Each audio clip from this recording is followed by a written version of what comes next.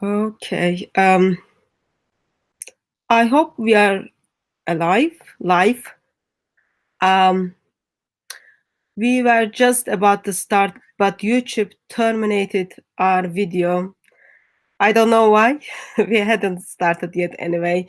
So I just sent the new link out to Jay. So he will join in shortly.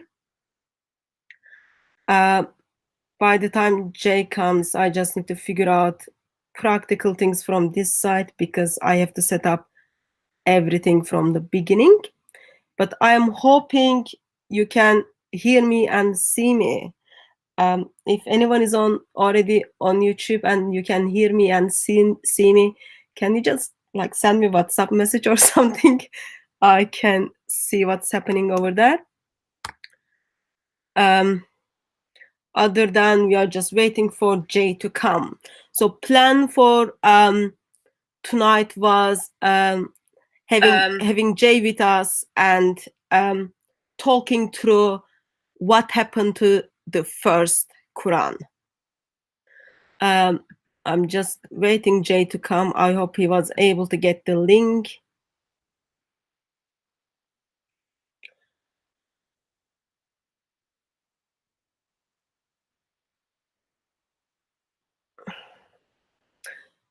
Okay, so thanks for letting me know that you can hear us.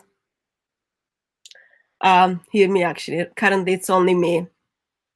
And Jay is gonna join us. And plan today is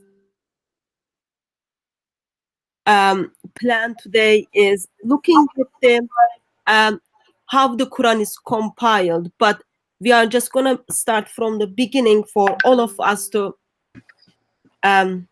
hello Jay. Hi. Thanks for your WhatsApp message. That means I'll turn off my WhatsApp so we don't get distracted by it. So welcome Jay, how are you? Well, pretty good now that we finally got up and running. It looks like YouTube played a fastball on you and tried to get you censored, but they can't censor you for long, can they? Okay, let me just start with the basics. Can you give permission to be recorded on this live stream, Jay? Yes, you can permit. Permission is given. Is this you do this every time, and I always give you permission. Yeah, but as you can see, there is like interesting relationship between DCCI and YouTube. Well, God bless you. I'm glad you're keep going. I'm glad you come around the other way, and I'm glad we're finally back on air again. So hello to everybody who is there. So thanks for joining us all the way from States, and I think it's afternoon there, and in here it's very hot evening. It's about 5:15 here in the afternoon. It's very hot here as well, though. I understand you're going through a heat wave there in London. Yeah, it's awful. You can't even go out. Like I can have stroke like at any time. Anyway, so those of you who are watching us on YouTube, apparently we don't have Daniel who can keep eye on YouTube.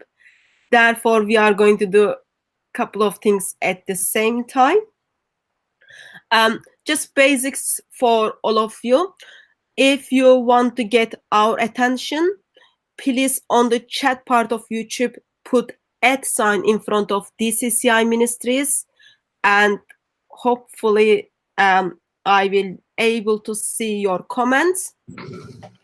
And please keep your comments on the topic and make sure you express your love, concern, and respect to one another for us to move forward healthier and for YouTube to kind of increase its love towards us. Of course, our eternity is not based on how much YouTube loves us or hates us, but to the blood of Lord Jesus Christ. So we are, as we stand under his grace, once again, we are grateful for what Lord Jesus Christ did for us. I think I am set on this side, Jay. Yeah, it looks like you have about 28 people who are watching right now. Okay. So, Jay, it's been a while. How are you doing, Jay? Well, it's been about a month. I think we were together in London. We went up and got up on the ladder together a number of Sundays ago, and we introduced the 22 different corrections. Daniel Brubaker's 22 corrections. Intentional corrections. Intentional corrections. I stand corrected. You keep me honest. And we had somewhat of a semi-debate with Mansour Ahmad, who made 2 amazing admissions while he was on the ladder, which we're going to do in a future video. You and I need to unpack what he said there, but not today. That's not for today. Yeah, so it's been a while. It's been good to get back, and it's good to get back and talk about this book, the Qur'an, again. Yeah. So how have you been? I've been okay. I'm going to be heading out to Paraguay in about 3 or 4 days, and then I'm heading off to do some teaching there. But I'm coming back to Britain again this summer. Okay. Sorry, where are you going to go? Paraguay. Where is that? It's right smack in the middle of South America. Oh, okay. Okay. Be careful when you travel in this part of the world. Okay. So, I ask you to join us because I want us to unpack what happened with the Quran, which Muhammad claimed to receive according to Islamic tradition. So we know Quran is revealed to Muhammad from 610 to 632. When Muhammad died, according to Sunni tradition, we didn't have complete Quran. Soon after the death of Muhammad, under the Abu Bakr, first Quran put together. Historically, miracle of Islam, we don't have the first Quran today. But I want us to go through the well-known hadith and then see actually why and how Muslim put together the first Quran and what is the problem with that. As a kind of, this will be the introduction, and then as we move forward for the future episodes, we will break it down actually how, according to Islamic tradition, Quran has been butchered. Nice way putting. Are you okay with my plan? Sounds good. Now, I think we're going to be doing, and we're going to go back to the hadith. I mean, we need to go back and look and see where the only place we can find that speaks about how this book was put together. And I think you're going to go ahead and open that up. So I'll let you do that. And then I have a lot of questions to throw out. And I hope the Muslims are here. It's actually a few people. I can see the comments here. Bart Connolly, I thank you for commenting on my shirt. It is a very bright shirt, but it's one I'm getting ready for Paraguay, which is in Central America. I'm sorry, in South America. Good. Alongside of your shirt, of course, we are covered and clothed with the blood of Christ. That's another side information. So we look inside, we don't look outside. So let me just share the screen and then everyone can see the hadith we are gonna talk about. Traditionally, this hadith known as Sahih Bukhari, volume 6, hadith number 509. And from sunnah.com, hadith references volume 6, book 60, hadith number 201.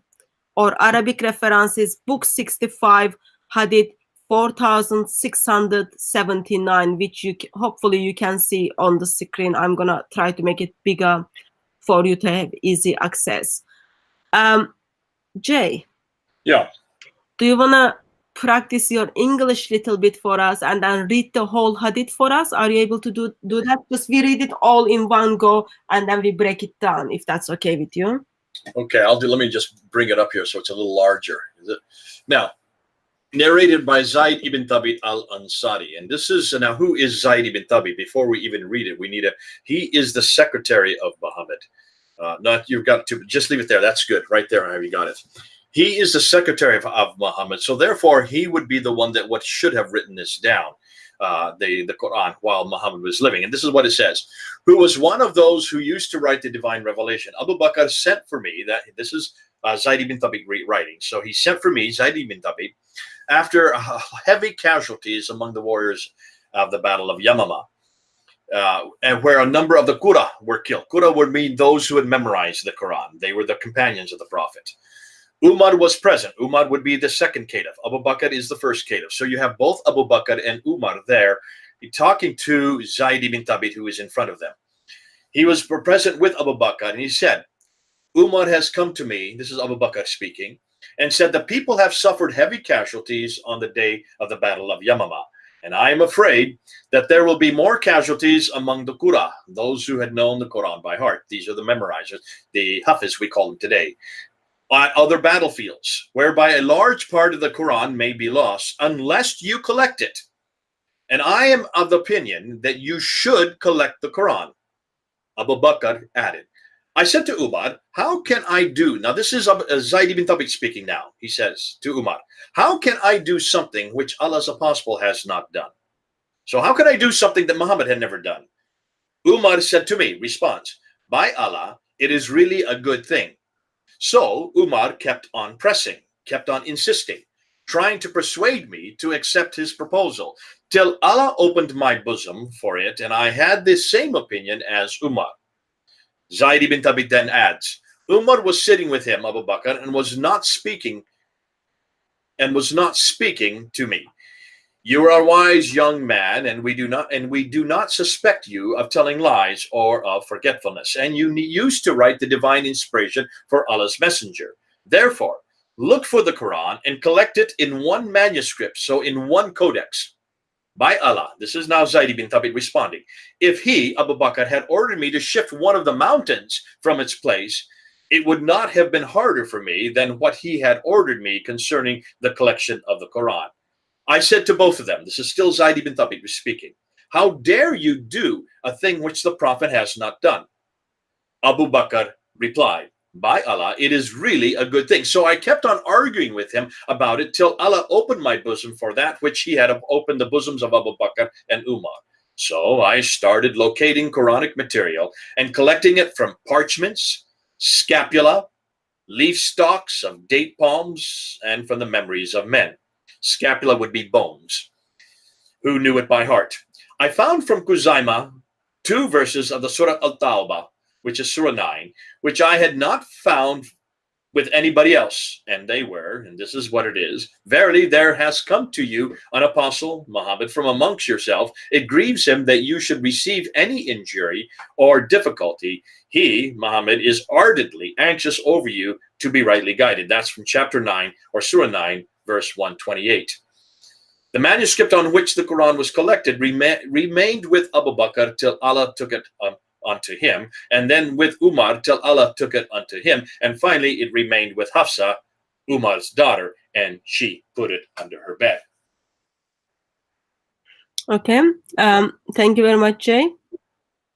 For those of you who kind of struggles to remember the dates, if you are like us, remember Sahih Bukhari is dated for 870s, and Abu Bakr is around 634. Like that's the time he died.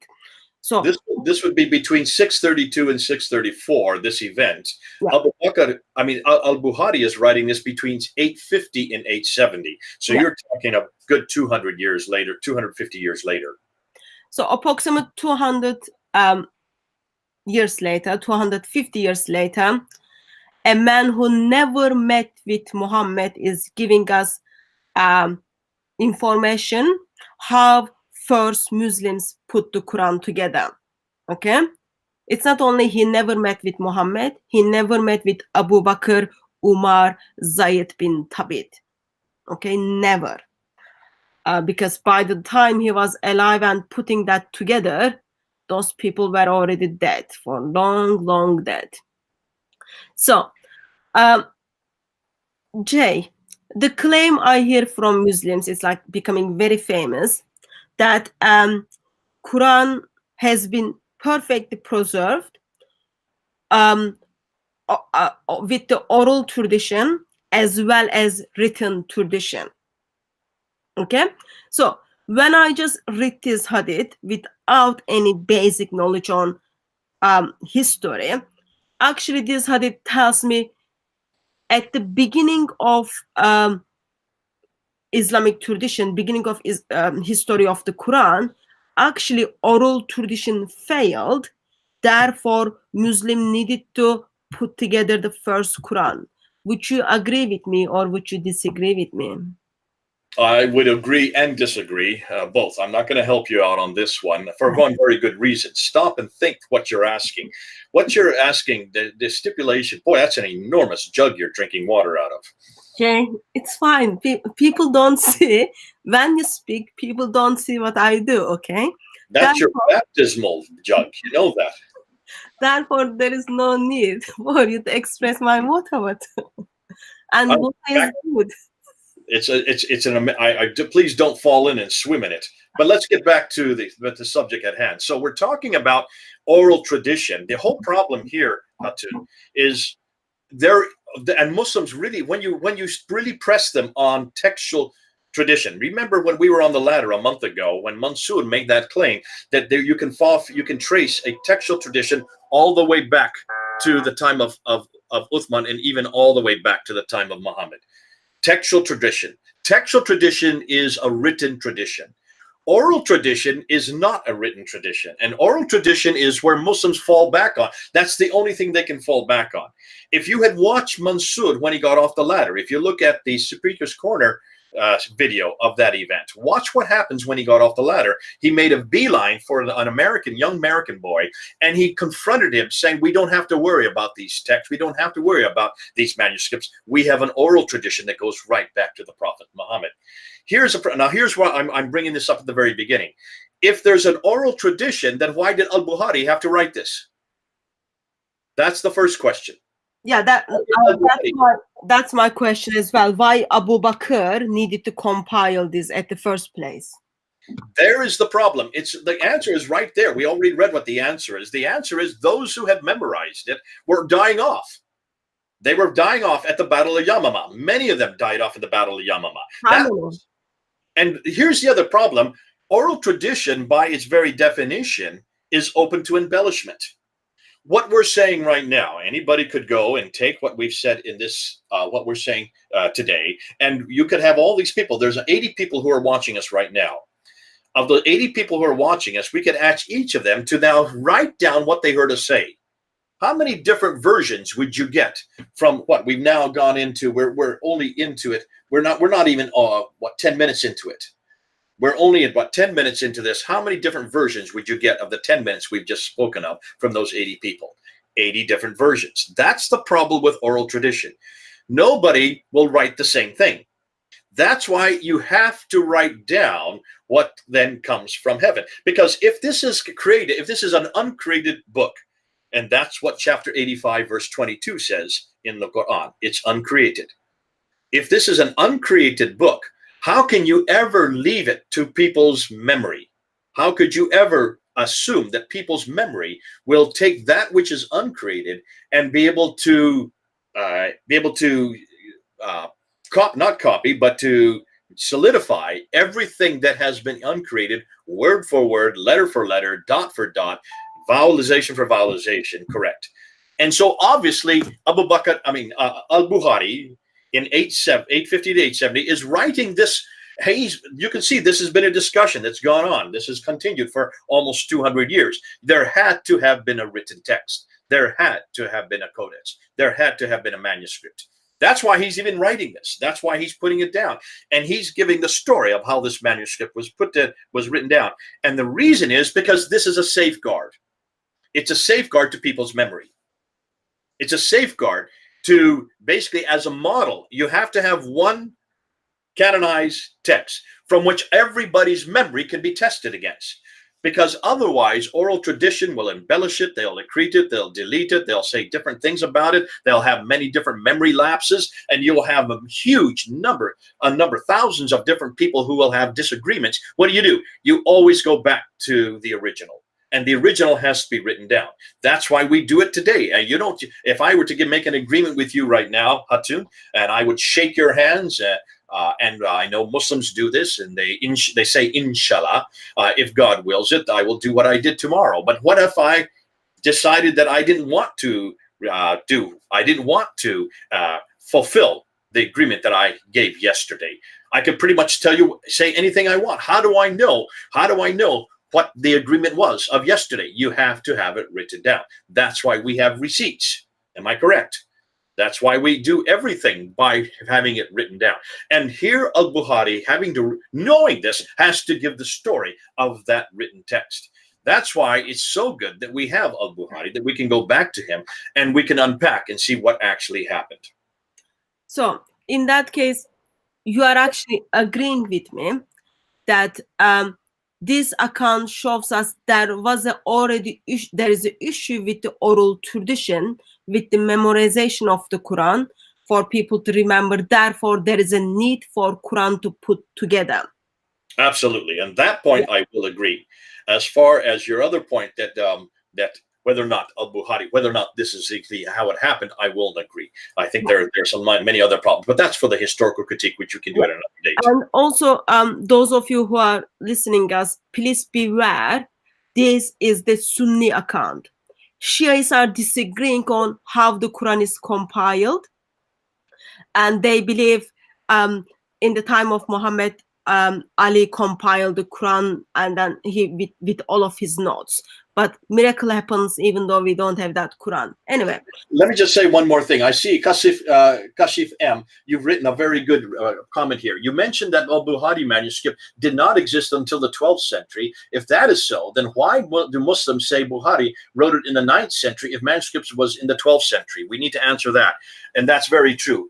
Kashif, thanks for bringing that up. That is another problem that we're not even going to get in today, and that is, how do we even know what Al-Bukhari wrote is really what he wrote, since we have nothing from the 9th century that is from his pen. There are no originals of Al-Bukhari, just like there are no origins of any Qur'an. There's no origins of any of this. And the earliest manuscript, the earliest codex we have for Al-Bukhari begins to appear in the 12th century. It could all be fraudulent. You're correct. We're assuming an awful lot here by suggesting that Al-Bukhari is authoritative. That's why I'm a little reticent to even say let's trust Al-Bukhari. But since we are talking about what Muslims believe, we're going to have to start with Al-Bukhari. Okay, can I just add a couple of points what you said, Jay, on Bukhari? Even Islamic tradition would agree that we don't have original of Bukhari. Current book which is identified as Sahih Bukhari, actually not Sahih Bukhari, it's one of his students. And miracles happen in Islamic history that so according to Islamic tradition, Bukhari puts together the hadiths and then he throws 98% away, and then he's got 4 students. Somehow they put together again, and then something happens, miracle happens.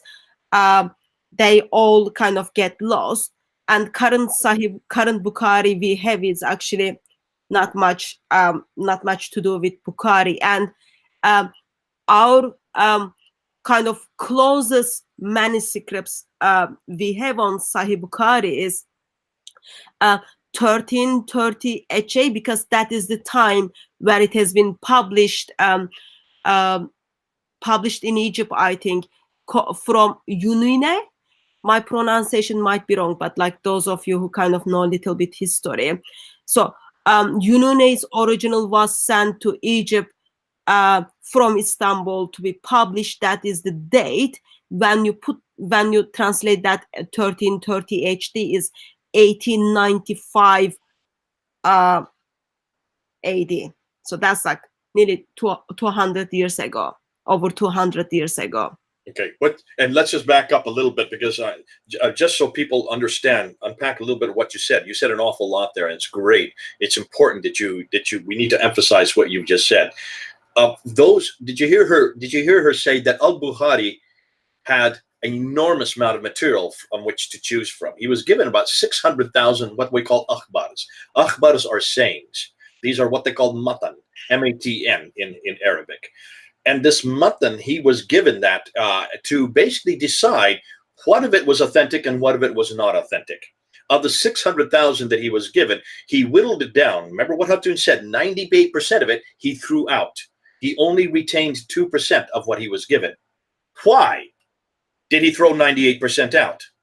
What was it he didn't like about that 98%? And the 2% that he gave, that he retained, came to around 7,387 or 90 akhbars.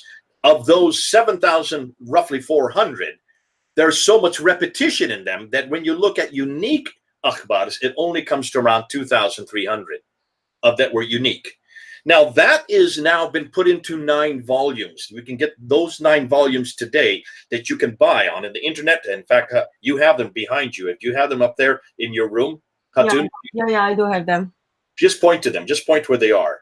They're just behind me in the bookshelf. If you can see those ones that are stacked up, that's the 9 volumes of Al-Bukhari that you can buy, and that only is 2% of everything that he was given. What did he do with the 98% that he threw out? Here's a question I'd like to know. And why did he find it fraudulent? What was this criteria? He doesn't tell us. But getting back to what Kashkishat said, even the 9 volumes that we have, those 9 volumes were not ever published until the 1800s, as Hatun said 200 years ago.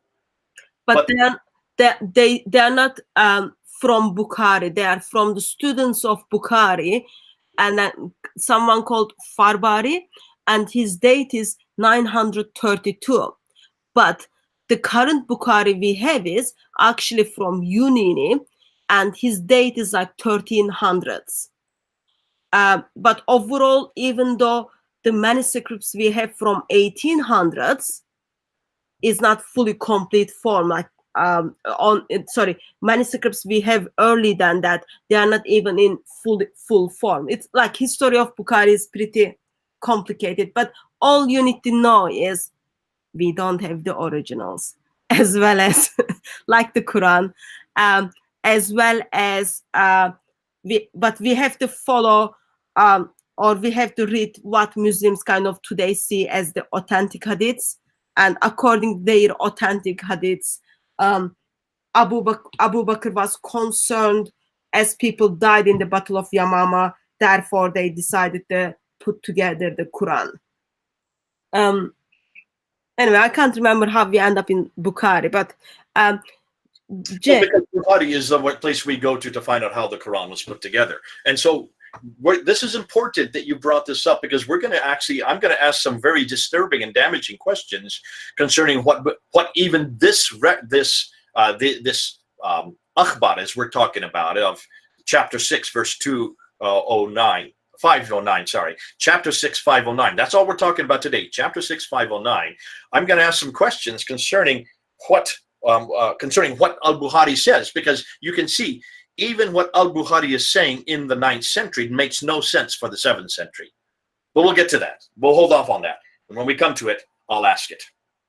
Okay. I don't know if everyone was able to hear you very clearly, but can I ask you to put earphone on, Jay, if your earphone is close to you? Okay, you keep talking while I look for one. Okay, it's better now. It is better now. Sorry, a little bit ago sound was a bit funny. Anyway, so Jay, do you know how many Hafiz, how many people who memorized the Quran died in the Battle of Yamama? We don't know the number. We know that a large number. That's what. Okay, when it says large number, it is talking about approximate 70 Hafiz, 70. That's a large number. That's a huge number. 70, according to Muslims, a huge number. For me, that just shows us actually claim Muslims are making thousands people memorize the Quran, thousands people memorize the Quran at the time of Muhammad is false, because Islamic world suddenly start concerned about the Quran, and they claim that they lost the Quran because 70 people who memorized the Quran died in the battle. That's not very good, I think, for Islamic world. only 70 people dies, and suddenly Muslims all freaked out, what's going to happen to their Quran?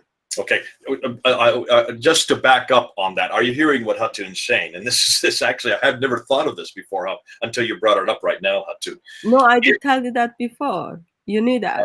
I don't. This is the first time I've heard it. If so, then I've lost memory of it. If there are only 70, and this is going to force Abu Bakr and Umar to bring Zayd ibn Thabit forward, they're bringing him at this time because there's an emergency. There's a crisis here. If this is a crisis with only 70 having died, that showed very few. Then you're saying very few had memorized it. When you stop, when you stop and ask what Muslims have said, because Muslims today say thousands have memorized it. If thousands had memorized it, then why only 70 dying causes a crisis? Yeah, that's my question. Because they are saying large majority of people are dying, therefore they are losing the large part of the Quran. But the number of people died, according to Islamic tradition, is not number of people who died. Number of Hafiz who memorized the Quran died. That's only 70 people, according to Islamic tradition. Anyway, so like that just shows actually it's not very like thousands people memorized it. And when those people died in the battle, they took certain part of the Quran with them, because Hadith talks about it. Large part of the Quran may be lost unless we collect it. So people are already concerned that actually, as if they don't put the Quran together, there will be no Quran. Okay, let's take that and let's unpack that a bit, because this is something that I've yet to see Muslims answer. We are assuming, therefore, and we can pretty well substantiate from what Al-Bukhari is saying here, that the Quran had not yet been written down. Am I correct, Hatun? Yes. Okay, so the Quran had not been written down. This is obvious. Otherwise, what would they need? Why would they need to bring Zayd ibn Thabit to both Abu Bakr and Umar? Why would they even have him come to talk to them if the Quran was already written down? It's not written down. Why? Because even Al-Bukhari goes on and says, Zayd ibn Thabit, when he's asked to write it down, he then says, why are you telling me to do something the Prophet never did? The Prophet never wrote it down. So I know Muslims are always coming back and saying, oh, it was all written down by this time. If that is the case, then you've got to deal with Al-Bukhari, volume 6, 509. Because what I can see here, number one, it had not been written down. Now, this brings into question some really damaging questions from my side. First and foremost, why in the world did Muhammad not have it written down? Question number one. He was very busy with 13 wives. If this is the greatest thing that Muhammad's supposed to, if this is his greatest mission, really, what is his major mission in life? What is he credited for? What did he give us? What did he provide the world? The last revelation. Am I correct? This book right here. If this is the last revelation, the greatest revelation, if this is the one thing that Muhammad was supposed to give the world, if this was the reason why Muhammad was raised up for this purpose, that means he was given this book over a period of 22 years, from 610 to 632. So he had 22 years to write this book down. Now, folks, help me here. If that was the major reason why he was given for a ministry, why in the world did he not write it down in those 22 years? Now, Muslims will come back to me and they say, because he could not read or write. Okay, so he could not read or write. How long does it take to read and write Arabic? Listen, I do not speak Arabic, but I learned to read and write Arabic in 2 weeks. When I was there in 1994, when I was taking Arabic there at the School of Oriental and African Studies, it took me 2 weeks to read and write. There are only 28 letters in the Arabic alphabet. It does not take long to read and write Arabic. Muhammad could already speak Arabic. It was his native tongue. Why in the world did he not learn to read and write Arabic? That's the first question. Number two, he had a secretary. Now, Hatun, what do secretaries do? What is their responsibility? Typing. Well, they didn't have typewriters back in the 7th century, so let's dismiss that response. Okay, answering the phones, making sure your boss does all the things he's supposed to do, writing things down. Thank you finally for getting it correct. That's the one thing secretaries are supposed to do, is to write what their masters tell them to write. If this was the greatest responsibility, this is the greatest thing for Muhammad, if this was his ministry, if he was chosen for just this one thing. And yet he had a secretary who was given him for this very thing. And the secretary's responsibility was one thing and one thing alone, to write the Quran down. Why in the world did Zayd ibn Thabit not have it written down before Muhammad died? So when we look at the Sunni, we are talking about the Sunni account, because as we said, Shia account is a little bit different. As we talk about, when we say Quran, we are talking about current Quran, which is surah, from Surah 1 to Surah 114.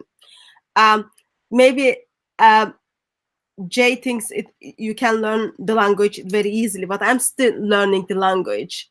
But the point is, No, hold on, Hatun. I did not say that. I didn't say learn the language. I said to learn reading it. Yeah. Hatun, so, you can learn to read and write Arabic very quickly. If you put your mind to it. I'm not asking, and I'm not suggesting you have to learn the language. Muhammad already knew the language. I'm still working on my English readings, and I will get there one day. But I haven't been here for 23 years to get that. Anyway, as you said, let's back up right there. Why would God in his wisdom have chosen a man who could not read and write to give his greatest revelation to? That's the miracle of Islam. No, that shows ineptitude by God himself. Now, would your God do something like that, Hatun? But the issue is, let's say he wasn't able to read and write, but he was ministering, or he was he was being prophet for 23 years. I think that was good time for him to, instead of like having sex with his wives or going and killing people, he could learn how to write it down, and then he could give his last revelation to the people whom he trusts. But he did not do that. The other question I have, and as you can see in chapter 6, verse 509, it says that Zayd ibn Thabit had to go to bones, had to go to stones, had to go to stalks of palm trees, and then also to the memory of those who had survived the Battle of Yamama. As you pointed out, 70 were killed at the Battle of Yamama, and that already caused a crisis. The fact that he did not, the fact that he had to go to these other accoutrements suggests to me that something was being written down on these bones and stones and palm stalks. If that is the case, why in the world did he not compile them into one codex, into one manuscript? What in the world was going on? And does this not show an enormous ineptitude on not only Muhammad's part, but also on Zayd ibn Thabit's part? Because if there's one thing Zayd ibn Thabit should have done, he should have taken, every time the prophet got a new revelation, he should have taken it down, and he should have written down what he heard, so that this would never have been a problem. Yeah. Okay, so these are huge questions. I have another question before we go on. If God, in his wisdom, and I believe God is wise, he is all wise, he's omniscient.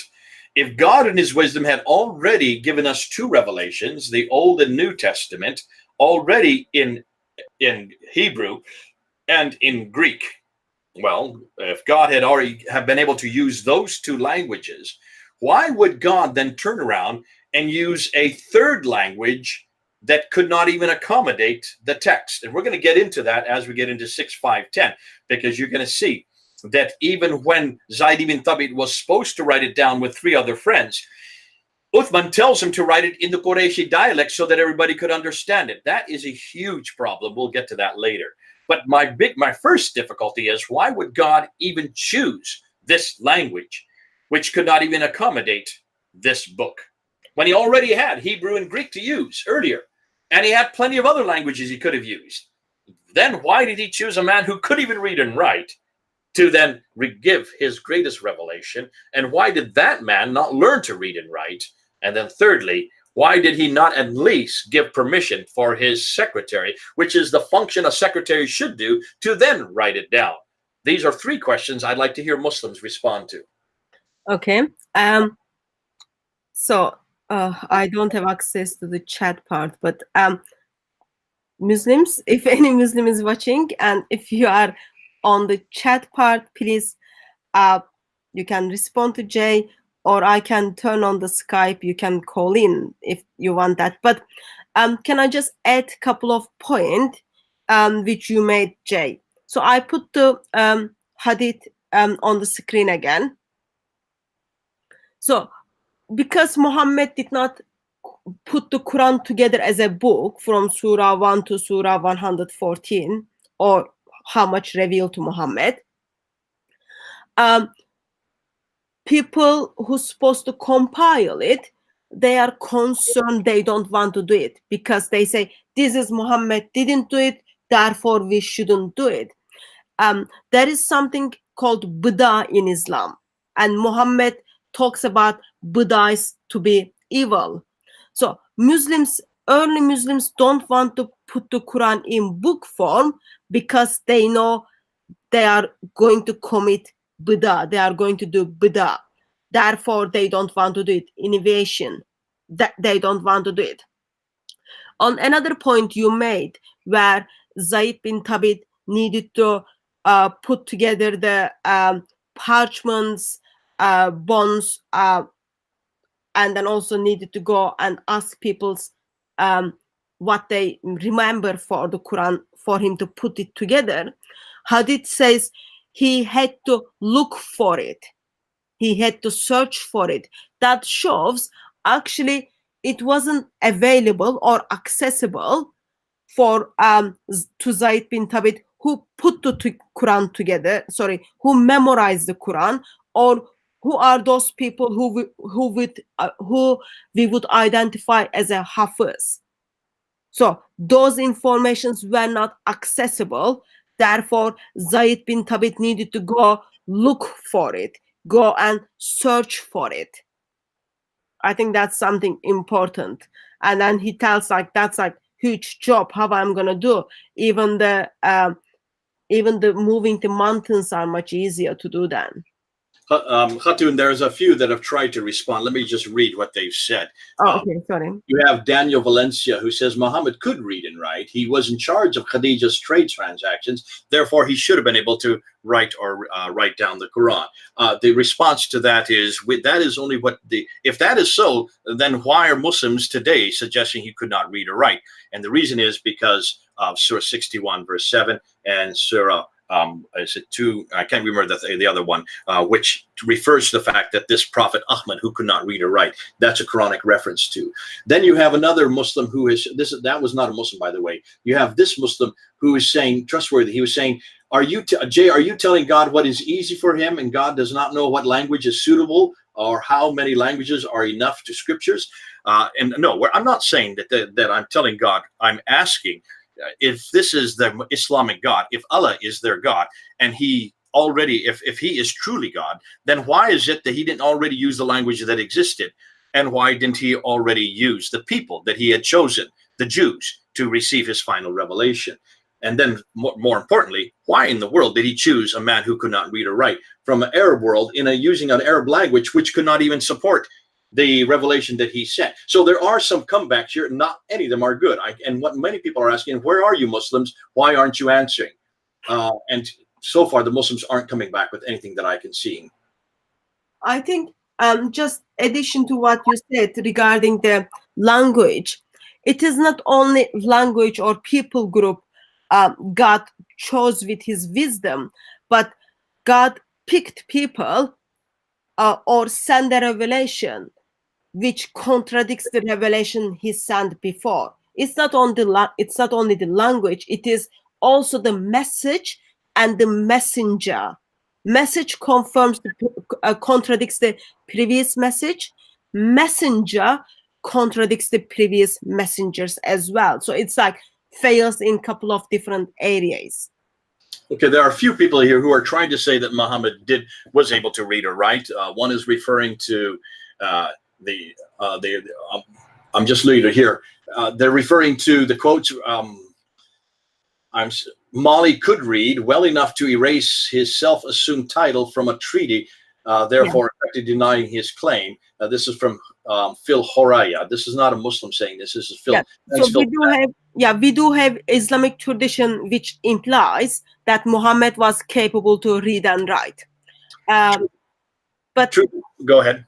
we are just, because we are mainly engaging with the basic Muslim arguments, that is the response they would give it to us.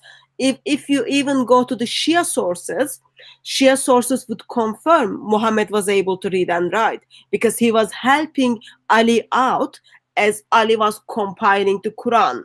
So Islamic tradition contradicts one another regarding if he was able to write it or not. But majority Muslims sadly discredits the hadiths, and then they would say he wasn't able to read. Yeah. Truth about Islam is saying being illiterate in the Quran means not knowing the books, the Injil and the Torah, not that he didn't know how to read and write. Since before he died, he asked to have a paper to write on. That referring to what you're talking about. Okay.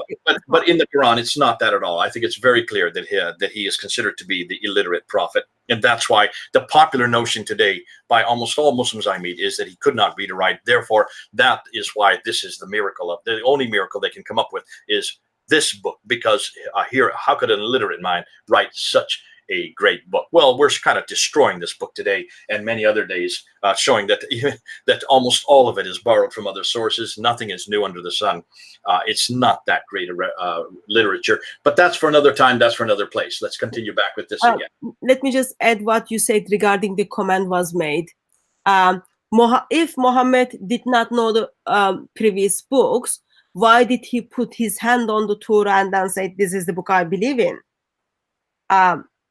If he was able to read and write, and the Dawah team is misinterpreting regarding that he couldn't read and write, then we would ask the same question Jay has been asking.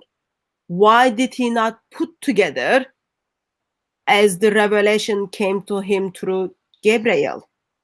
Why, when he died, there wasn't anything accessible that people could simply take it from Muhammad and then say, guys, look, this is what revealed to us. Let's do some work on it. That never happened. Okay. Here's a good question that comes up from Sahih Muslim is his name. And he asks, Jay, which is the earliest New Testament manuscript, and is it not from 200 years after the death of Jesus, as you're claiming about the Qur'an? Now, the answer to that very quickly, before we even get into an answer to that, we're not making the claims that you make about the Quran. There's no one in this room, Hatun and I do not make the claim that we have the original manuscript of the New Testament. We would never make that claim. We do have very early fragments of the New Testament, and we do have the complete New Testament by the 4th century in the Sinaiticus right there in London. Also the Alexandrinus, which is also there in London, which is from the 5th century, and we have the Vaticanus, which is in Rome, which is from the early 4th century. But that was because by that time you had someone like Constantine, who was the emperor, who then created and commissioned 50 of these codices written on animal skin, parchment. Animal skin is durable. It does last for, in this case, for 1,400 years, more than that, 1,700 years. The case that we're talking about is we're looking at the Quran, which was also written on parchment, animal skins. All the earliest manuscripts of note are all written on parchments. So the claims the Muslims are making are completely different than the claims we make. Nonetheless, though we don't claim that we have the originals, we have so many manuscripts. We have so many that we can look to. We have over 24,000 manuscripts that we can look at. Not all of them are early.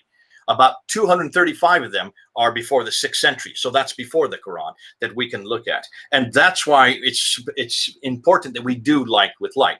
As Christians, we don't make this claim. As Muslims, you do make this claim that you can reproduce your entire manuscript. You can reproduce your whole Quran at the time of Uthman, certainly by the time of Uthman. Some even claim that back to Muhammad.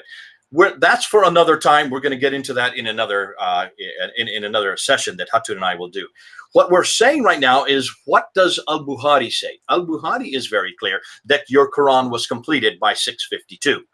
20 years after the time period we're looking at today. Today, we're looking at 632, between 632 and 634. We're looking at the first recension. We're looking at the first copy of the Quran. Remember, there are two recensions. There are two Qurans, according to Al-Bukhari, that were created. This is the first one. This is the initial one. This is the one that Abu Bakr and Umar commissioned. And this is the one that they asked Zayd ibn Thabit to write. Now we're getting into that. Since this is what Al-Bukhari says, we're now asking some damaging questions concerning this very first recension, this very first codex. So no one's in question whether or not a codex was written down. We are very clear, or we're very sure that Al-Bukhari stipulates that a codex was written down. A manuscript was completed. A complete Quran existed at between 632 and 634. That's within 2 years of Muhammad's death. So now picking that up, Hatun, let's continue from here. Okay, I have to add something on the biblical manuscripts, though. Is that okay? Put your other pair of glasses on and go ahead. So, history of the biblical manuscripts and the Quranic manuscripts are very, very different. We cannot compare them. Bible is written, first couple of centuries of the Bible it is people wrote it down under the persecution. Christians were burned, eaten by lions, and burned on the stakes because of their faith, because of their scripture. So we were persecuted. Versus Muslims never had those issues. They were the one who were persecuting. They were the one who were rich. But in somehow, still Muhammad didn't put together. In somehow, still we don't have their writings. That's like says a lot about it. Our earliest biblical manuscripts fragment date is 125 AD. That's P52. And today we have 5,856 Greek manuscripts, and most of them were like, if you look at the kind of manuscripts that Dr. Dan Wollens put together lots of things, and Peter Williams put things together. You can see it is actually miracle how our earliest manuscripts survived, because they were not written on the animal skins in the 2nd century. They were not written. They were not written in a good environment. They were written under the persecution, and what we have is pretty reliable, even according to non-Christians. Sadly, we cannot say the same thing about the Quran. As Sahih Bukhari says, in 634, they were hunting down the Quranic verses to put in the first of their Quran. They were hunting down. Zayd bin Thabit needed to search for the Quran. It wasn't accessible. 70 people died in the battle. Now they freaked out. They are gonna lose the most of the Quran. Why? They were rich. They were the one who were persecuting. Why didn't they write it down? Okay, there's a question here that that I'd like to respond to. Trustworthy is his name. DCCI Ministries, you are saying that the Bible is not completely preserved, but somehow we believe everything in it. None of us have said it's not completely reserved. Did you say that, Hatun? I didn't say that. So please don't put words in our mouth. What we're saying is we don't have the original. That's all we're saying. It is completely, we pretty much know 99.9%. Bruce Metzger has probably done the best work on this. Dr. Dan Wallace is doing work on this in Dallas. They pretty much, all the scholars from today can look at the New Testament because of the fact we have such a plethora. We have such an enormous amount of early manuscripts of the New Testament. When we're talking about the New Testament now, we're not talking about the Old Testament. So it's not perfectly preserved. No one would say that on this show. Can I just tell you what Bart Ehrman says? Yes, go ahead. Bart Ehrman is. I am assuming that person is Muslim who is bringing it up. So Bart Ehrman wrote book together with book is here. Book is here with Bruce Metzger and Bart Ehrman. They wrote a book together. In page 126. They state, besides textual evidence, delivered from the New Testament Greek manuscripts and from early versions. The textual critics has available to numerous scriptural quotation, including commentaries, sermons, and other writings are available by early church fathers. Indeed, so extensive are those quotations, citations, that if all other sources of our knowledge of the text of the New Testament were destroyed, they would be sufficient alone for us to reconstruct the reconstruct of the New Testament. That's page 126. Bart Ehrman simply says, actually, we do have lots of writings that we can put together the New Testament for you. Okay, listen, I just want to come back to another reference that Trustworthy seems to be trying to argue with us on this. He says, don't lie, Hatun. Zayd ibn Thabit did not look for the Quran, but he was looking for the witnesses of every verse of the Quran. Please, please, please, Trustworthy, read what we've just read. All Said it very clearly. What you read there in Al-Bukhari, your text 6509, it is not that he was looking for witness, he was looking for verses. If you read the rest of the verse, if you go down and continue on with what we have, what we already looked at, remember what we read. Let me remind you of it. He at the bottom of 509, when you look at 509, let me share the screen, Jay. Just go ahead and share the screen. Read what we have said there. Zayd ibn Thabit has to look for even two verses, chapter 9, verse 128 and verse 129, Surah Al-Tawbah. He cannot find it except with one man. He's not looking for a witness here. He's looking for this verse. This verse he could not find until he found this one man. Look at the bottom of the screen there on the left side, and you will see. So I started looking for Quranic material, not for witnesses, for Quranic material, and collecting it from parchment, scapula, that's bones, leaves, stalks of dates and palms, and also from the memories of men. He's not looking for witnesses.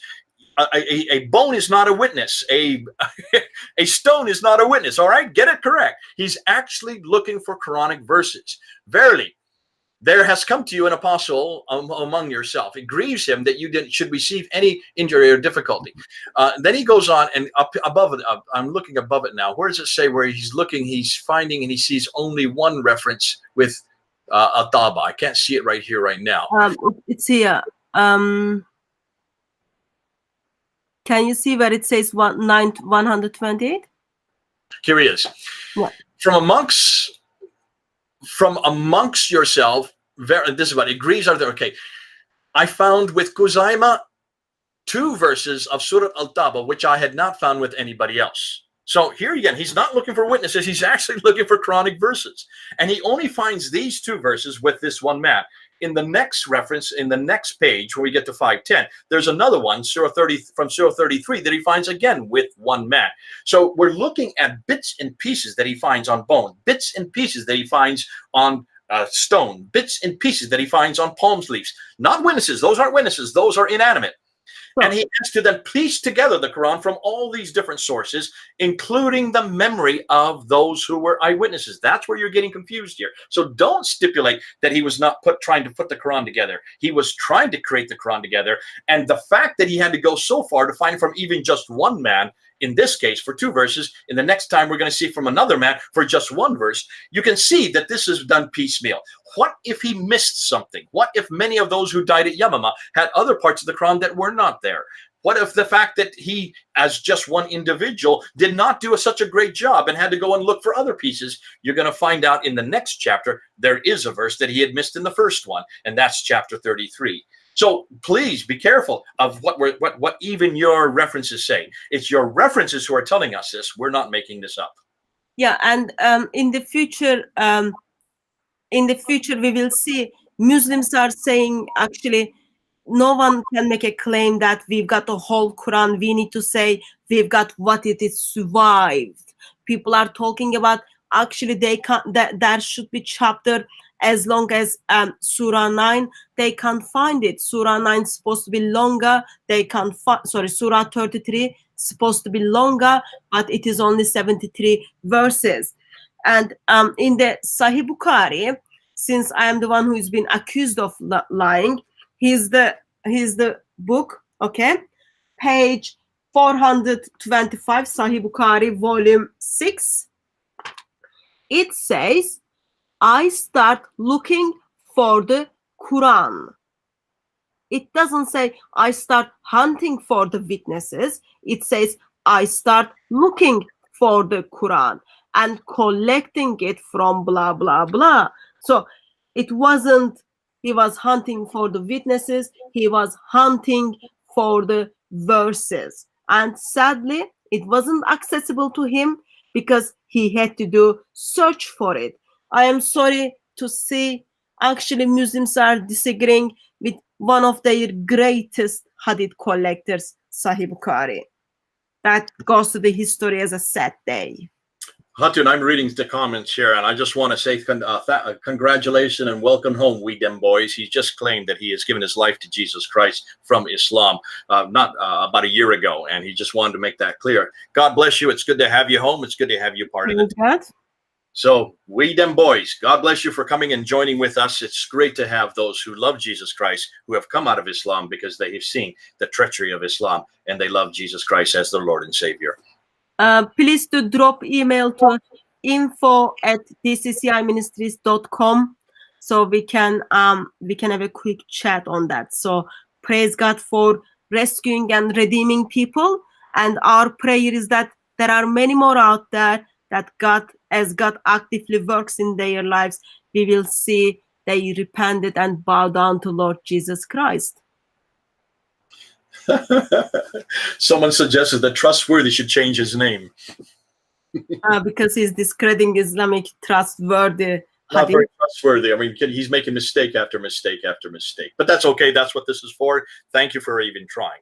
Now, let's get back. Let's continue with what we were saying here, because you brought up some good points, Hatun. This is interesting that so far, almost everything we have looked at is based on hearsay of 200 years after the fact. We're going to go with it because it's all that we've got. And it's the fact that according to the 9th century hadith compilers like Sahih Muslim and also Al-Bukhari, Tirmidhi, Ibn Dawud, and others like them, they all believe the Quran was compiled first to begin with Abu Bakr, under the time of Abu Bakr, by Zayd ibn Thabit, who was given that responsibility to do so. He did not want to do it. It's obviously he did not want to do it because the Prophet hadn't done it, proving that this had not been written down before this time. So now they're putting it together, and Zayd ibn Thabit has to go to all these different places, bits and pieces here. He gets it from stone, he gets it from bone, he gets it from palm stalks, he gets it from people's memories, but the people's memories are just those who have survived, the other 70 who have already died at the Battle of Yamama, who were the greater number of the companions who had memorized it, the Hafiz who had memorized it. That was why they even had to write it down, because they didn't want all of the memories to be gone. Now, the question I'm going to ask a second time, I still want a Muslim to answer this. Why is it that the Quran you have today, if this is how it was piecemeal put together in 632 to 634, how can you even begin to say that this was complete? How can you even know whether or not this book here that was put together, and we're just talking about the first recension, you're going to see the second recension is different from this book even. But even this first recension, how can you know that this is even the same as that which existed in heaven in chapter 85, verse 22? And how can you know that this is the same book that Muhammad had, since Muhammad never was around when this was being compiled? He was already dead. He had been dead for 2 years. He was not there to supervise it. And he never said okay to that book. He is not a testimony to this book. That's hugely damaging. Wait till we get to the next topic, which will be chapter 6, verse 510, because then it gets even more damaging. Now, Muslims, we want you to respond to this. Please, you're going and you're attacking the Bible. You're trying to do everything to get out of it. You're trying to say this is nothing more than witnesses. You're trying to say that this is a miracle because the fact that he could not read and write. You're not even dealing with the questions we're asking. Why is it that God even chose someone who is illiterate? Why is it that he didn't learn to read and write? Why is it that he didn't give it to his secretary to write it down if he couldn't read and write? And why in the world did Abu Bakr and Umar, why did they not make copies of it immediately? Where are the copies from that first recension? So until people kind of response to you. Can I just bring your attention again? Actually, you already made the point on Surah 9, verse 128 and 129.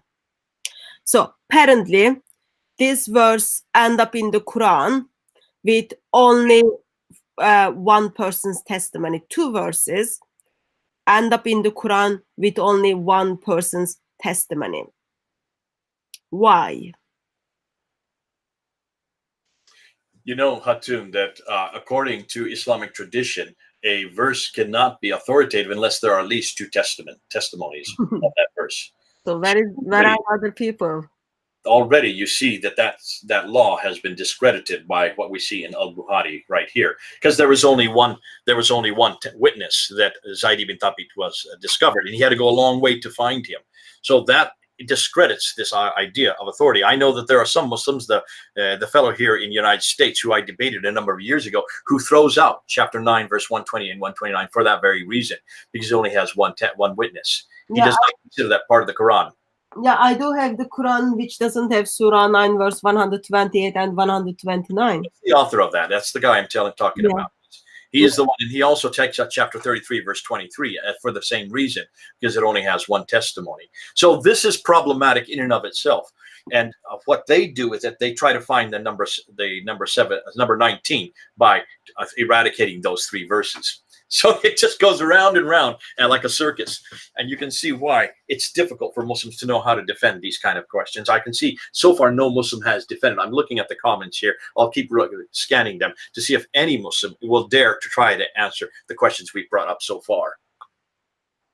So I think there is something serious when it comes to the how many people's testimony made into the Quran as the divine revelation of Allah. Because if you think very practically, even though Surah 9 verse 128 and 129 affects some of the doctrine of Islamic faith, but there are the other verses in the Quran affects my faith, affects my core doctrine.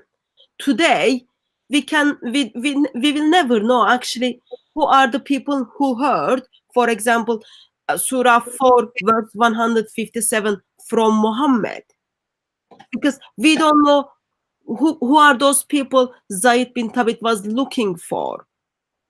It is just sad. It is just sad that one person affects lots of people's eternity. Now, this Trustworthy comes back and he says, Hadith, Hatun, this hadith proves that Zayd ibn Thabit knew the verse but was looking for the witness. No, read it again. Till I found the last verse of Surah Al-Tawbah with Al-Khuzaimah Al-Ansari. I did not find it with any other than him. The verse is. So he obviously did not know this verse existed until he came across this fellow named Khuzaimah Al-Ansari. It's regardless of what it is. Can you see that this is a problem? It seems like you're trying to pick at straws here. Nonetheless, the fact that these are all from disparate accounts, these from disparate locations, the fact that Zayd ibn Thabit had to go and find this verse, didn't even know that it existed until this man said it, and then he appropriated it, suggests to me that either Khuzaimah made it up or he was the only one that had heard it. What's fascinating to me is why didn't the others not know about this verse? Why was there not many different copies made of it? Why is it that this was not referred to by the others who were the companions? Why did none of the other companions who were still living, from which Zayd ibn Thabit went to, knew about 9 verse 128 and 129? These are a lot of questions that you need to answer. I don't expect you to do so today. Nonetheless, put them back there, hold them to them, because you're going to have to answer these questions concerning what your Al-Bukhari says here. Let me read Al-Bukhari so Al-Bukhari can speak to Muslims. It seems sometimes maybe if persons is not speaking well English like me, you might lose the words in the meaning. I read it apart. Abu Bakr kept on urging me to accept his idea until Allah opened my chest for what he had opened the chest of Abu Bakr and Umar. So I start looking for the Quran. I start looking for the Quran. It wasn't everyone heard that Zaid bin Thabit is collecting the Quran and people got on the queue. He was looking for the Quran and collected it from what was written on the palm leaf stalls, thin white stones, and also from the man who knew it by heart. And then it says, until I found the verse of Surah 9. He's hunting for the verses. He is hunting for the Quran. And then there is a moment he says, yep, look, until I find the last verse of Surah 9, verse 128 and 129. So, those of you who wants to read it, this is Sahih Bukhari, volume 6, page number 425, Arabic and English all together. So you can just read it and then see why Sahih Bukhari writes it as they were looking for it. He found someone knew about it. So that's the issue. Okay, the question has been brought up by one of the Muslims as to why, if we are so intent on looking for more than one witness, what do we do about John 1:1? Where were the more witnesses for John? John. Just a moment. That is Islamic criteria. That is not the biblical criteria. That's what I was going to say. You took it right out of my mouth. Sorry. That's all right. We don't even ask this of the Bible, what the Muslims have asked of the Quran. And the reason why is because John was an eyewitness, but he wasn't the only one to hear this. He was an eyewitness along with the other 11. So along with the other 11, the 12 of them who heard Jesus say this, John was the one that wrote it down. We don't ask and we don't demand that there be more than one eyewitnesses, but we do know that there were 11 other eyewitnesses who heard everything that John heard and saw everything that John saw. That is a criteria that only Muslims demand of their Quran. And the reason why is because it was written after Muhammad had died. It was written down after Muhammad had already was not there as a testimony to it. So that's why they had to come up with this criteria. That's a Islamic criteria. But nonetheless, if you want eyewitnesses, we have 4 witnesses, 2 of them eyewitnesses, and 2 of them we got from the eyewitnesses of life's ministry, the last 3 years of his ministry. A little bit of his first early life, but of his ministry, the last 3 years, we have 4 testimonies from 4 different perspectives, from 4 different authors, 2 of them who were the eyewitnesses of the events that they saw and they heard, and 2 that got it from the eyewitnesses. Now, can you come up with any more eyewitnesses than that from what Muhammad saw? Because almost everything that Muhammad received, he did in private. It was while he was in private. So can you see the problem with that? Everything you're dependent on is from one man. What if Muhammad was wrong on all the things that he heard from Gabriel? What if Muhammad never, since he didn't have any testimony, there was no one there to corroborate what Muhammad had heard. Much of it he heard while he was in a trance. We already did this when we talked about how Muhammad received revelation. And if you look at that, you can see that an awful lot of the time, Muhammad was the only one that heard this revelation. No one else heard it. So everything in the Quran comes from one testimony, one person, Muhammad. What if he's wrong? Now, that's a whole nother area that we're not going to get in today. Let's get back then to volume 6, hadith number 509. And just remember, Jay, Islamic tradition tells us he was wrong. He was wrong that satanic verses end up in the Quran. But it is sad to see, actually, Muslims are questioning the authority of the Bible. Islam wouldn't exist according to the Quran with the authority of the Bible. Muhammad doesn't have any problem with my Bible. Allah doesn't have any problem with my Bible. Allah doesn't even question author of my Bible. And Muslims today, instead of try to understand and defend undefendable Islam, they're just simply attacking Bible.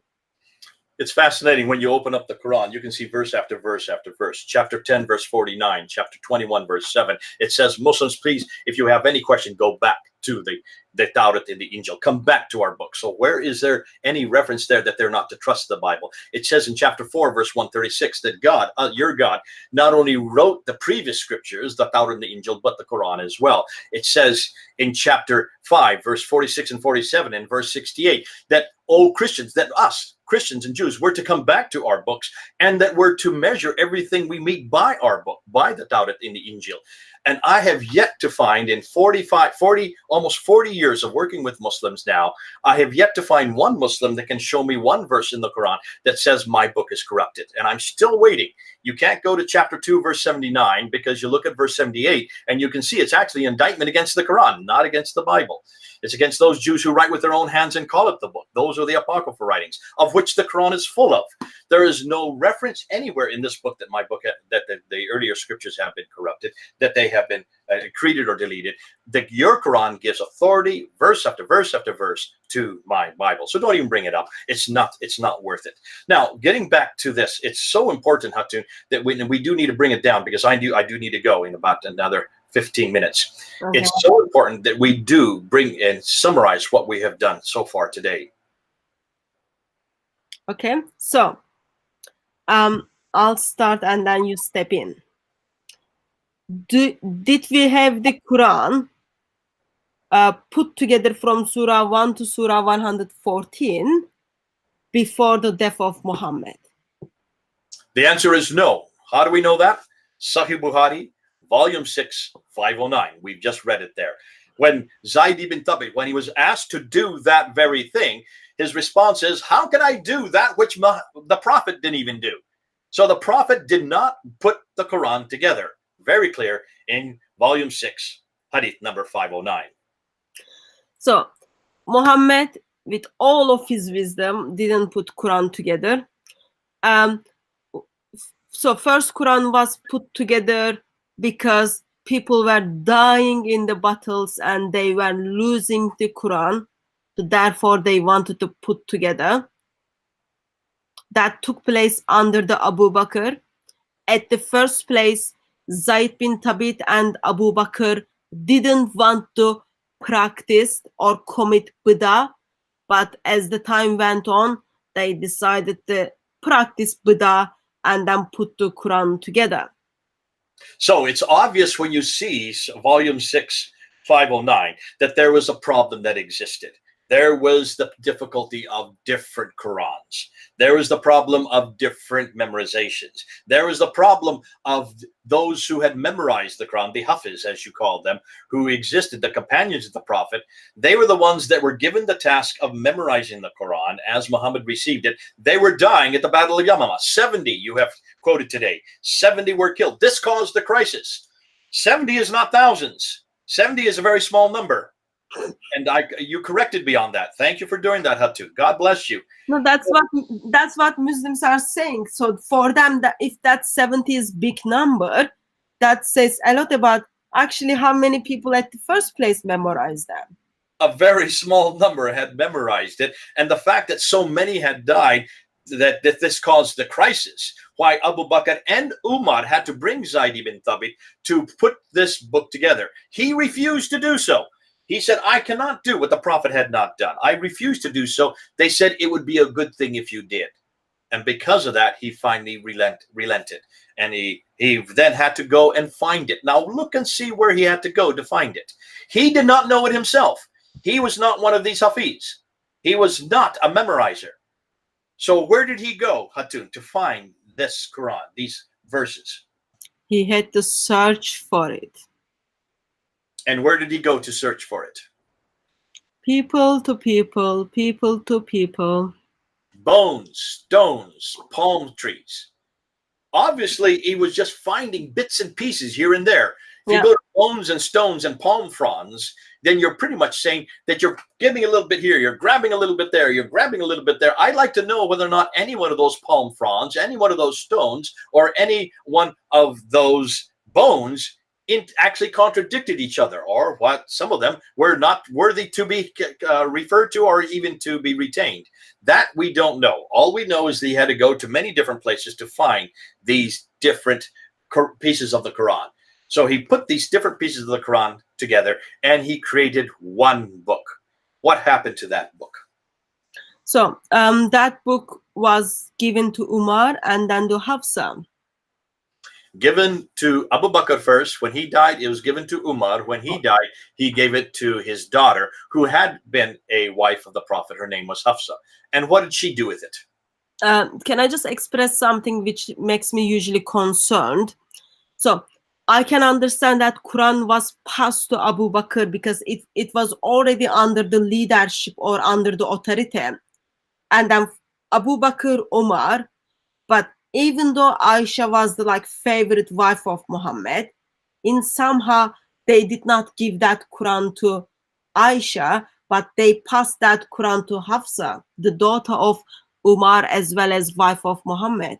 Ooh, a very good point. And I think the reason why is because she was the daughter of Umar. He wanted his daughter to have it.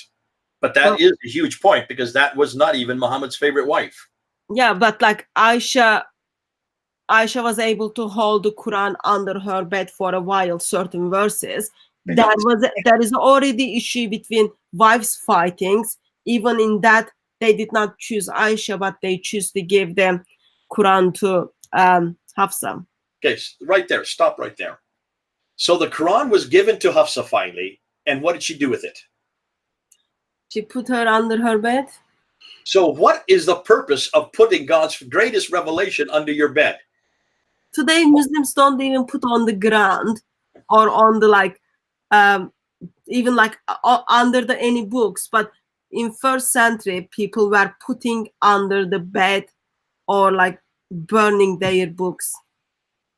She hid it under her bed, which means no one read it. Are you hearing me, Hatun? Yes. Are those who are watching listening to me? If she put it under her bed, that means only she had access to the first Quran. Only she was given one copy, only one copy. There is no reference to any other copy. We're going to find when we actually get to the next section, which is much more damaging than this section, that it was sent out to every province, and we know of 9 provinces. We're going to look at those 9 provinces. In this case, it was not sent to anybody else. Did Abu Bakr keep a copy for himself? No, he didn't. Did Umar keep a copy for himself? No, he didn't. Did Zayd ibn Thabit keep a copy for himself? No, he didn't. Only Hafsa was given this one copy. No other copies were made. There is only one Quran that was in existence. For 20 years, there was only one Quran. Hold that under your hat, because that's going to become important when we look at the next part of volume 6, hadith number 510. And also remember, there is always issue with the value and dignity of woman in Islam. But it was the woman who told Muhammad that he's the prophet. And now it is a woman again who is looking after the revelation of Allah. Not any man, but they give it to the woman. Give it to a woman who is supposedly not trustworthy, and they don't give it to the most trustworthy woman, Aisha herself. They give it to really one of the women that actually Muhammad didn't want to. Actually, we won't get into that. That goes into another problem about what Muhammad wanted to do with Hafsa earlier.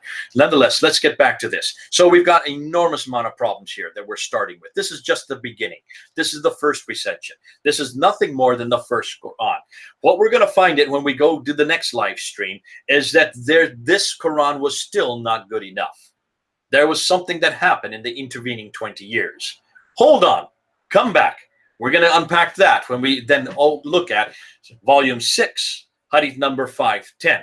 Because then you're going to see there's an enormous amount of problems with this first recension, with this first codex, with this first Quran.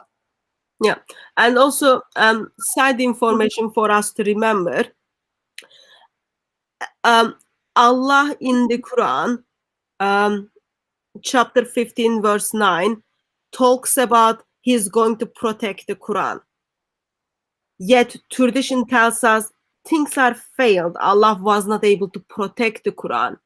And again, Surah 15, verse 90 or 91 talks about actually corruption of the Quran as well. So what we see is Allah was not even able to protect his book while he promised in the Quran that he's going to protect it. We're going to find actually once we get past the next section that we're going to be looking at lots of what the earliest compilers say about how parts of the Quran were lost, parts of the Quran were canceled, parts of the Quran were erased, even parts were eaten by a goat.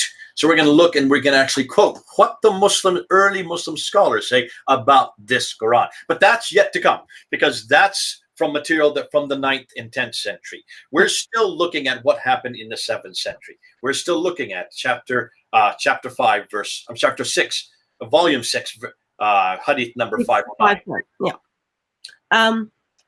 So Jay, thank you very much for joining me. It is really great to have you with all your wisdom. And just a practical suggestion for Muslims who were trying to communicate with us through chat. Feel free to drop email to info@dcciministries.com because we will have the follow-up of this topic. If you want to join us in the panel, that will be good opportunity for you to just drop me email, and then we can schedule something. You can come and verbalize instead of try to write on the chat, because sometimes, like I've been in the chat, sometimes you want to write something, by the time you finish your sentence, conversation already moved on. So it is difficult to make your defense, but do feel free to email us and we can set up another live stream where we just focus on this hadith and then we express each other's thoughts, because according to Christian faith, you are going to end up in hell unless you bow down and worship Lord Jesus Christ. And according to your faith, it is the same for me. I'm going to end up in hell. So both of faiths cannot be true. There is only one of them is true. So we need to get on with the differences. We need to learn to discuss our differences better for eternity of one another. So feel free to drop us email on the topic. We can schedule something. You can verbalize your thoughts if that's what you want to do. If it's not something you want to do, that's absolutely fine anyway. Hatun, it's been fascinating. I've been trying to follow the dialogues and the chats that have been happening.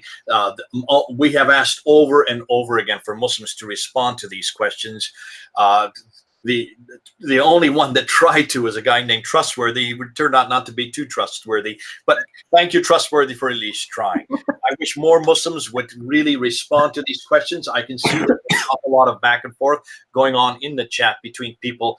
And it's great to see that you are chatting about what's being said. But it'd be good if we could get Muslims who actually respond to these very difficult questions. These are difficult. It's probably maybe the first time you've heard them. I understand that.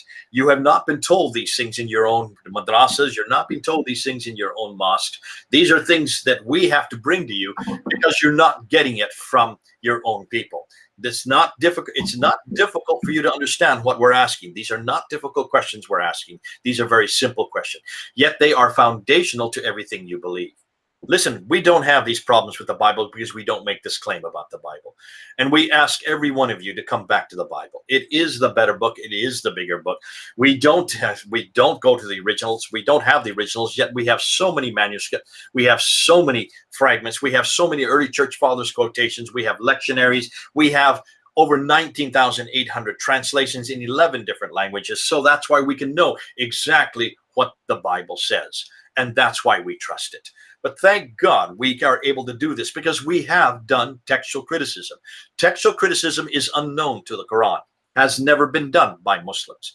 If you go on answering Islamic answers, or Islamic, not answers, what's it called? Islamic Awareness website, there is not one article that has been written on that entire website on why is it that there is not even a complete Quran in the 7th century. And why is it by 721, they only have 96% of the Quran? And that only in fragmentary form, not one complete manuscript. There has been no article written anywhere on Islamic awareness concerning all these corrections that Dr. Dan Brubaker is bringing up, that Hatun and I introduced with his new book that we have right here, this book right here, that was introduced just a month ago at Speaker's Corner. Now you can buy it on Amazon.com. Go buy it. We're going to be unpacking, Hatun and I, later on some of the ramifications of that. So these are stuff that you Muslims have to deal with. I'm so glad I don't have to defend this. Nonetheless, don't get upset with us when we ask these questions. We have to ask these questions because you are making the claims. And since the claims are coming out there, please, for heaven's sakes, do not claim anything about your Quran you cannot support. Please do not make these highfalutin superlative claims about how great this book, the Quran, is. It's not that great. It is written by men. You can see now that it was even compiled according to your traditions, piecemeal from many different sources. We've seen today that even that one that was compiled was still not good enough. And that's why we're going to come back and do another live stream looking at what then happened within the intervening 20 years. When you get to that, it gets much more damaging. But till then, this is Jay here in the United States on the Eastern Coast. Thanks, Hatun, for inviting me onto DCCI. It's great to be able to work with you. It's great to be able to not only knock heads together, but for heaven's sakes, please, Muslims, do not keep defending your book. Come on home. Come on home to Jesus Christ. Please stop defending a book you can't defend and come on home to the Bible, the book you can defend. God bless you. It's been great being with you. We'll see you in a little while as we come back and unpack even more. Yeah. Thank you very much, Jay. And thank you very much for those of you who engaged us on the chat and those of you who've been adminning on the chat. We really appreciate your help. And those of you who are late nighters, if you are living in UK, within 1 hour 15 minutes, Sam Shamoun and David Wood should be doing live stream in Acts 17 apologetics. Tune in. It is like amazing. They do amazing programs and you get the practice the brain got given to you and you learn something useful. Until next live stream, I think we have live stream scheduled tomorrow evening. Hope to see you tomorrow evening. If not at Speaker's Corner, if not, hopefully in heaven. God bless you all. Just to say one more thing, Al-Fadi and I will be doing a live stream on Fander Films at 11 o'clock Eastern Standard Time Saturday morning at 11 o'clock. If any of these, I see there's 160 people watching right now. Well done, 162 of you. We've been up to 180 so far on this session. So is it your 11 o'clock? 11 o'clock Eastern Standard Time, which will be 4 o'clock p.m. London time, okay. Saturday afternoon. 4 o'clock p.m. And we'll be doing much of the same material that Hatun and I have been going through. Al-Fadi and I will be doing from a different perspective. So come and join us. We want to do piggyback back on what Hatun's doing. We want to do the same thing, but do it with an Arab scholar. I'll be being one of the best Arab scholars. He used to be a Salafi Muslim. He speaks fluent Arabic from Saudi Arabia, from the same town that Muhammad came from. So he speaks the Qurayshi dialect. He can cheat it. He can also, more than that, he is doing his doctoral thesis on the Sana'a manuscript. So the man is not only intelligent, he has an enormous background. I've never met a Muslim of his caliber, and it's such a privilege to work with him. He and I will be on at 4 o'clock p.m. London time, 11 o'clock a.m. Eastern Standard Time, United States, Saturday morning, Saturday afternoon. We'll see you then on Fander Films. Okay, and see you all. God bless you.